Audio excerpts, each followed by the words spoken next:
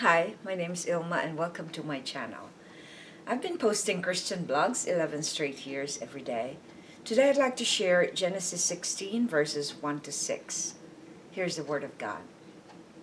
Now Sarai, Abram's wife, had borne him no children. She had a female Egyptian servant whose name was Hagar, and Sarai said to Abram, "Behold now, the Lord has prevented me from bearing children. Go in to my servant. It may be that I shall obtain children by her." And Abram listened to the voice of Sarai. So after Abram had lived 10 years in the land of Canaan, Sarai, Abram's wife, took Hagar the Egyptian, her servant, and gave her to Abram, her husband, as a wife. And he went in to Hagar, and she conceived. And when she saw that she had conceived, she looked with contempt on her mistress. And Sarai said to Abram, "May the wrong done to me be on you. I gave my servant to your embrace." And when she saw that she had conceived, she looked on me with contempt. "May the Lord judge between you and me." But Abram said to Sarai, "Behold, your servant is in your power. Do to her as you please." Then Sarai dealt harshly with her, and she fled from her. Genesis 16, 1 to 6.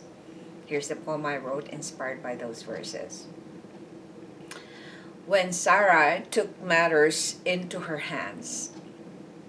When Sarai was going up in her old age and still childless, it was inconceivable for her how to trust what the Lord's promise was. She couldn't wait anymore and took matters into her hands. She had an Egyptian servant by the name of Hagar, and she had a plan. She conceived Abram to take Hagar as a wife so a child can be born to Abram. But as soon as Hagar conceived, Hagar changed and scorned her mistress Sarai. So Sarai told Abram how she was treating her. He told her to do as she pleases. Sarai dealt harshly with Hagar, which drove Hagar to flee from her. Here's my essay. It is interesting what happens when we can't understand God's promise to us. Our little minds cannot fathom what God's plan is. He wants us to trust Him completely with what He promises. But as humans, we become impatient and take control of things we don't have control over. This is what Sarai did. It was a bad idea because it wasn't God's plan. Sarai had to bear the consequences of that decision to take matters into her hands. Reflection. What could have happened if Sarai didn't ask Abram to sleep with Hagar? Well, we know now the story of Israel. There's always conflict in it. But one of the reasons of that is because in this descendants that God promised to Abram, it should have been Isaac who was the first child, but because Sarai took matters into her hands and changed that plan that God had.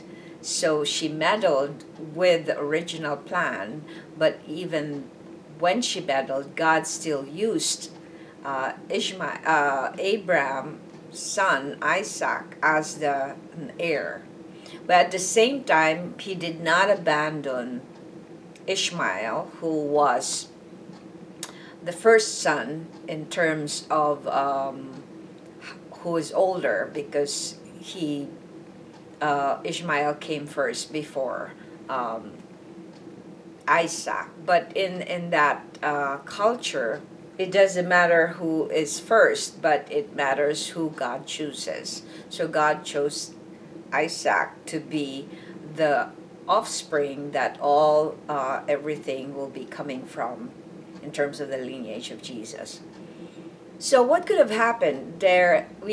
It could have been less conflicts and wars going on in that part of the world today, because up to now we see the effect that Ishmael had, because he was like, in a way, he was not the legitimate son that God wanted the lineage of Jesus to come from. So in other words, there is that, imagine when Hagar was becoming contemptuous of her mistress when she bore her son Ishmael.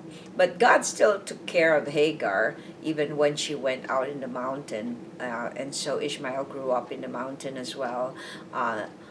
Not as not probably a good way to grow up, but it probably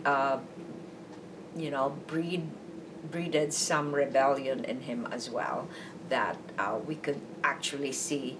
That's why there's almost always conflicts in Israel and the surrounding countries. So it also happens to us when we take matters into our hands. Like in my life, I took matters into my hands in terms of having, when I was getting older, I was getting lonely, and I took matters into my hand and tried to look for a husband. And so what happened is that as a result of that, I was also abused by that first husband of mine.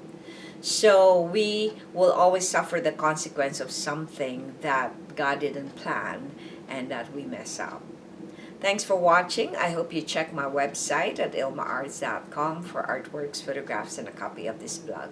Please subscribe to my channel on YouTube so I could make more videos and give you the Word of God. And if you haven't already, please check all 3,000 videos I've done in this 11 years I've been doing this. Just type on Google search or YouTube search ILMA'S Poem Devotional. Have a wonderful day.